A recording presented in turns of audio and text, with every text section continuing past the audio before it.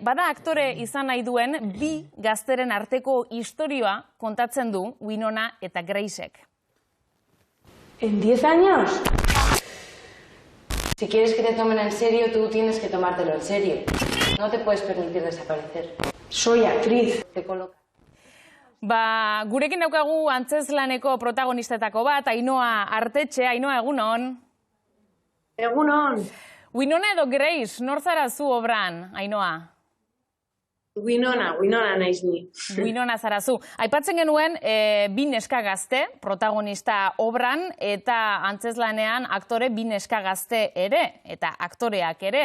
Ez dakit antzekotasunik baote dagoen protagonista eta aktoreen artean.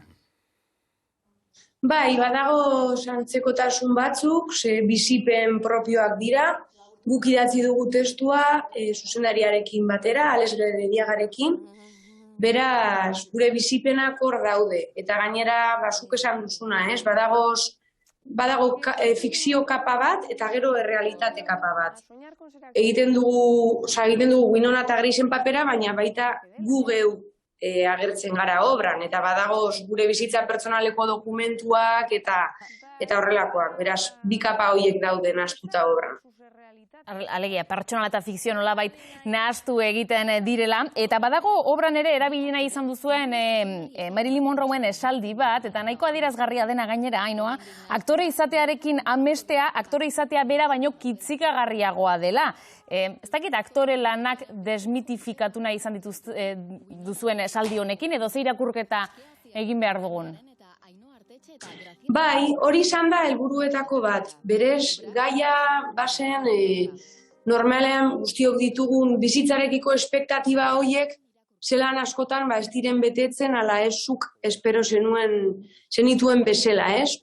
Orduan hori da pizkat gaia, bizitzarekiko decepzio hori. Zelan 20 edo 18 urterekin zuk amets batzuk dituzun eta gero 30 urte ala hortik aurrera dituzunean, horiek agian ez dira bete ala ez zuk espero zenituen bezala.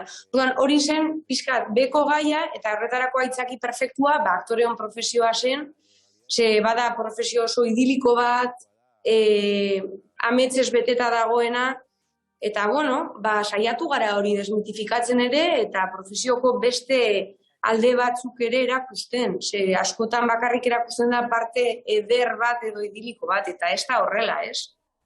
Ainhoa, orain arte, Sopelan, Hondarribin, Zornotzan egon zarete, besteak beste obrarekin, baina gaur, Arriagan eta euskeraz eskainiko duzue obra. Ez dakit hau berezia den zuentzat, nola daukazuen gorputza obra hori taularatu aurreko ordu hauetan? Orain ja antzokian gaudela, hemen dago Arriagan, ja pizkat urduri banago. Ze gu berez 3 urtetatik ezagutzen dugu elkar, Graziela eta biok, aldezarrekoak gara, bilbokoak, beraz, antzoki honetan egon alizatea guretzako oso berezia da, bertakoa garelako, eta antzoki ederra delako, beraz, gaur euskeraz izango da emanaldia eta bihar erderaz. Eta, bai, urduri, baina gogo askorekin ere.